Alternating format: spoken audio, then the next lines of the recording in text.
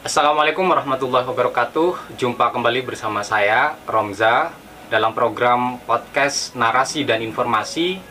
Kali ini kami mengundang salah satu komisioner KPU Kabupaten Nganjuk, namanya Bapak Muhyin. Beliau adalah Divisi Perencanaan Data dan Informasi KPU Kabupaten Nganjuk. Nah, kali ini kita akan membahas tahapan Pemilu 2024 yang seperti kita ketahui bahwa hari ini tahapan pemilu itu sudah berlangsung. Tetapi tahapannya sampai di mana ini nanti kita akan tanyakan kepada Pak Muhyin. Sebelumnya terima kasih atas kedatangannya Pak Muhyin. Ya, sama-sama. Terima kasih juga Mas Romja. Siap. Tentu kami sangat bangga undangan yang kami sampaikan bisa direspon dengan baik dan Pak Muhyin berkenan meluangkan waktunya begitu. Saya kembali ke tema soal tahapan pemilu, Pak. Iya, ya.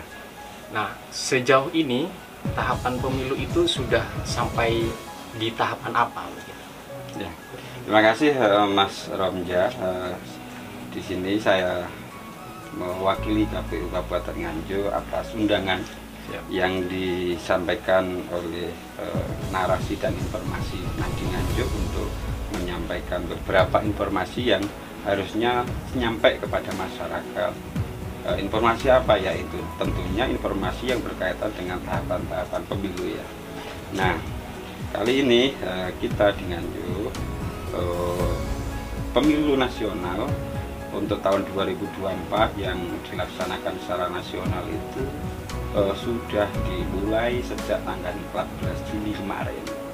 14 Juni 2022 kemarin. Nah, tahapan-tahapan yang sudah dilakukan, yang pertama adalah penyusunan perundang-undangan. Ya.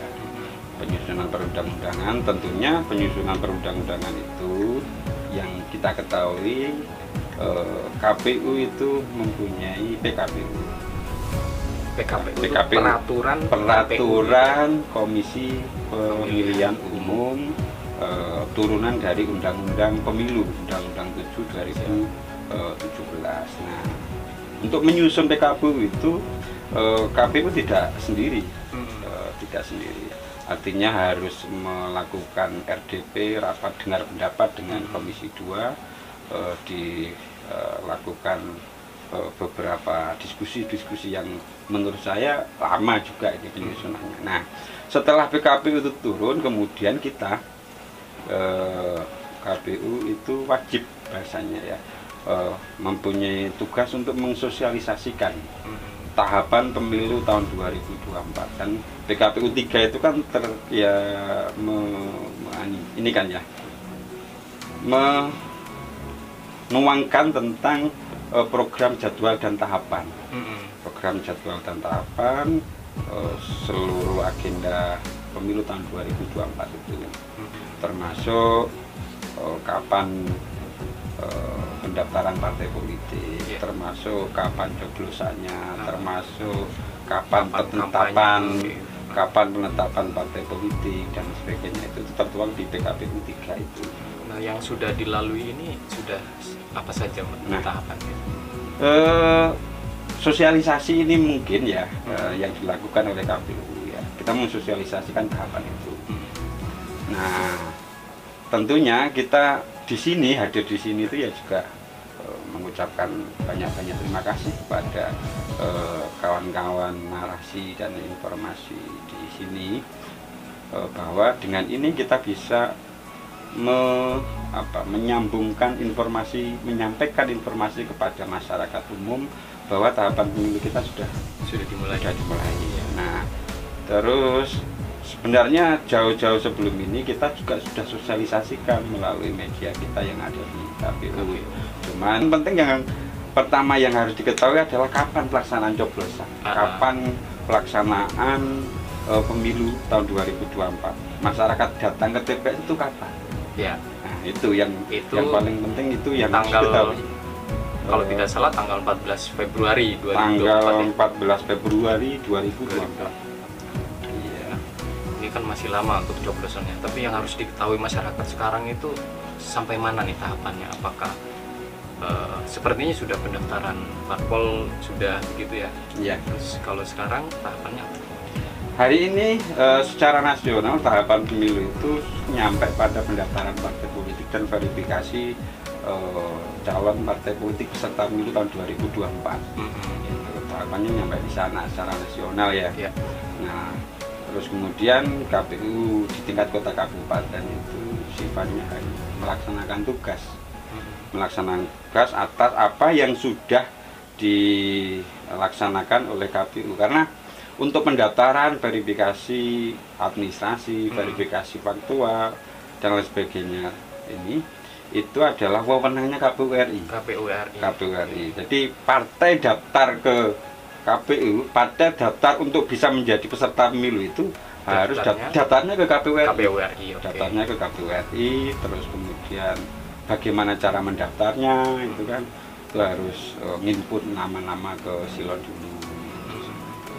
Nah, setelah itu baru kemudian dilaksanakan tugas kita di daerah. Tugasnya apa?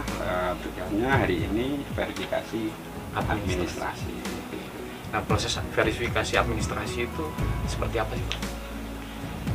Untuk verifikasi administrasi itu kan sesuai PKPU 4 ya. PKPU 4 tahun 2022 ini itu di kabupaten itu mempunyai tugas untuk memverifikasi keanggotaan partai politik. Nah, memverifikasinya caranya bagaimana, terus siapa yang memverifikasi, kapan pelaksanaan verifikasi, kan gitu kan. Nah, cara memverifikasi kita di KPU Kabupaten Nganjuk itu membentuk tim verifikator. Membentuk tim verifikator yang di SK oleh KPU Kota Kabupaten. Tim verifikatornya itu, nah, mengenai tugasnya harus diselesaikan kapan, itu tugasnya harus diselesaikan dengan jadwal dan tahapan yang sudah ditentukan. Nah, gitu. Kapan itu, Pak? Untuk verifikasi administrasi ini kan dimulai sejak berakhirnya pendaftaran partai politik di tingkatan pusat. Mulainya tanggal 16 sampai kalau di PKPU itu, di PKPU 4 itu terakhir pendaftaran verifikasi administrasi itu tanggal 11 September. Namun rinciannya itu setelah PKPU ada jadwalnya, itu rinciannya itu dijelaskan di surat keputusan KPU 360 dan 303. Artinya di dalam rentan waktu mulai dari tanggal 16 sampai 11 itu ada hal-hal yang harus dilakukan. Apa saja itu? Memverifikasi itu tadi keanggotaan. Nah, terus kemudian diverifikasi itu kan gini, Mas Rom ya. Salah satu tujuannya itu, tujuan verifikasi administrasi itu kan untuk membuktikan satu, bahwa anggota partai yang tercantum di dalam SIPOL. Apa itu SIPOL? Sistem informasi partai politik ya. Sistem informasi partai politik. Nah, itu antara data yang diupload oleh partai politik ke SIPOL itu namanya itu sudah sesuai atau belum, antara yang ada di SIPOL dan antara yang di SIPOL itu kan ada dua, ada KTA, KTP. Nama yang ada di SIPOL itu KTA-nya sama atau enggak dengan KTP yang dipunyai oleh masing-masing anggota partai politik itu. Itu membuktikan ini benar-benar enggak gitu kan. Itu yang pertama. Terus yang kedua untuk membuktikan adanya ganda atau tidak. Satu orang itu masuk di dua partai atau tiga partai gitu ya. Gitu kan. Itu dibuktikan dengan kegiatan verifikasi itu tadi. Terus berikutnya untuk membuktikan status pekerjaan ya. Status pekerjaan anggota partai politik yang sudah diinput di SIPOL oleh partai calon peserta pemilu itu usianya, status pekerjaannya memenuhi syarat sebagai anggota partai politik atau enggak.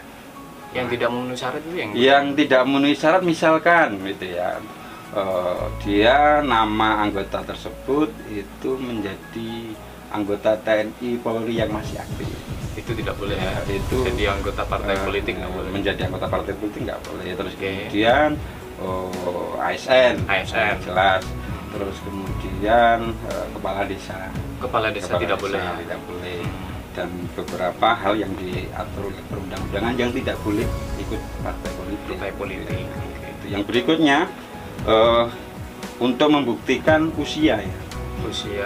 Usia untuk bisa menjadi anggota partai politik itu kan minimal usia pemilih. Usia pemilih itu berapa? Ya usia 17 ke atas atau sudah pernah kawin. Kalau ada misalkan saat verifikasi administrasi ini ada usia di bawah 17 tahun misalkan, atau sebelum 17 tahun tapi sudah pernah menikah gitu. Kalau di bawah 17 tahun jelas nggak masuk dia.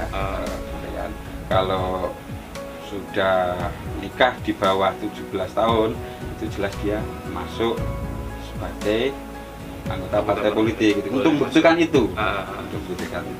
Yang berikutnya yang terakhir untuk membuktikan NIK ya. NIK masing-masing anggota partai politik itu terdaftar dalam DPP atau tidak gitu. DPP itu daftar pemilih berkelanjutan. Nah, itu ketika ada salah satu anggota partai politik yang NIK-nya itu tidak terdaftar dalam DPP, itu ada perlakuan-perlakuan yang harus dilakukan selanjutnya. Gitu. Jadi itu fungsi dari proses verifikasi tadi ya? Fungsi dari proses verifikasi itu seperti itu. Nah, saya mungkin sedikit mengulang.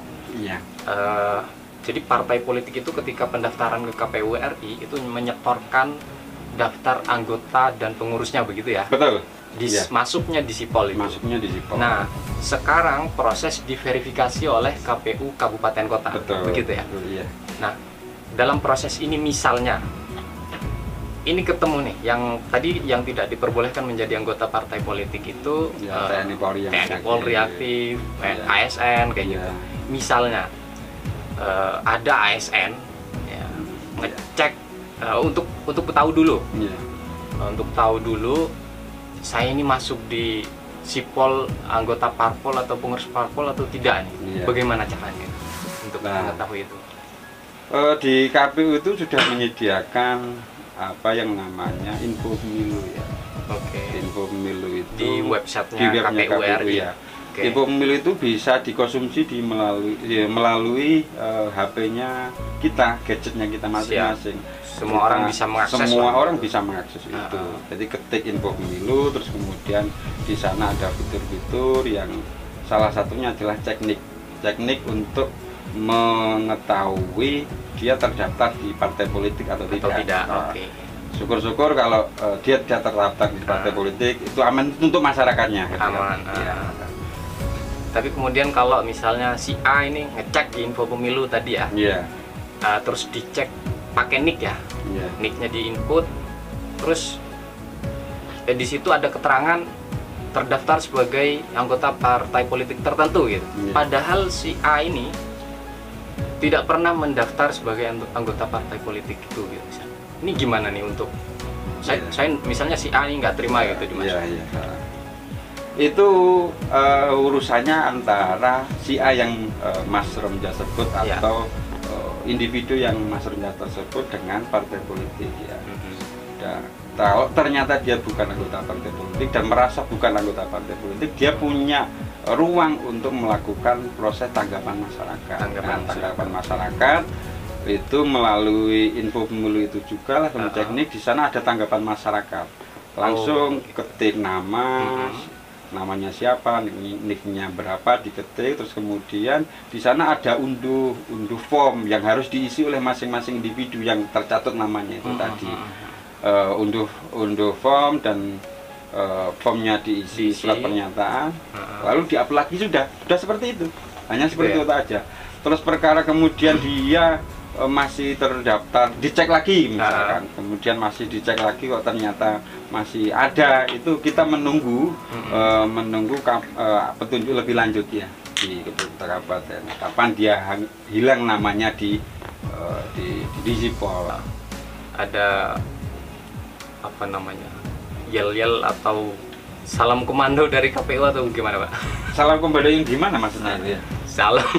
Iya. Kalau di KPU itu gini, ya, arahan dari pimpinan KPU RI itu kan, kita di kota kabupaten itu harus melakukan tegak lurus ya. Siap. Tegak lurus atas perintah yang diberikan oleh pimpinan di atas kita ya.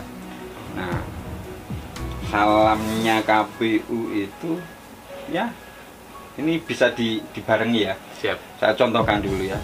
Salam KPU. Gitu kan. Salam KPU. Integritas 24 jam, bersama KPU kita bahagia. Gitu. Integritas 24 Integritas jam 24 jam, bersama KPU kita bahagia. Dan insya Allah semuanya yang harus bahagia. Amin. Gitu kan. Boleh kita sebelum kita tutup ya. Iya. Seperti tadi Pak In yang mimpin. Salam KPU. Integritas 24 jam, bersama KPU kita bahagia. Amin. Amin. Amin kan? Amin. Terima kasih Pak Muhyin atas paparan yang sudah disampaikan, dan ini saya kira dibutuhkan oleh masyarakat supaya masyarakat segera tahu begitu tentang tahapan-tahapan pemilu, dan supaya mereka juga terlibat aktif ya dalam proses pemilu ini begitu.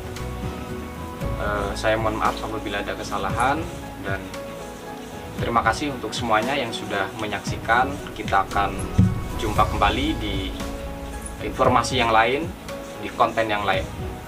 Demikian, saya Romza. Assalamualaikum warahmatullahi wabarakatuh.